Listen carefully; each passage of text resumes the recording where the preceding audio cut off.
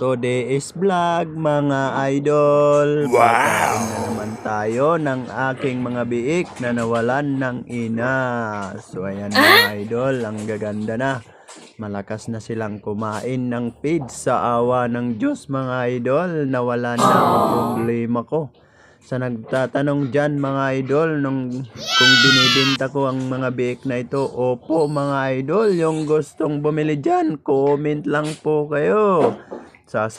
Sasagutin ko po kayo sa comment section mga idol. Nabobulol na ako. Nabo-voice over. So ayan, himas-himas mga idol. Himas-himas time.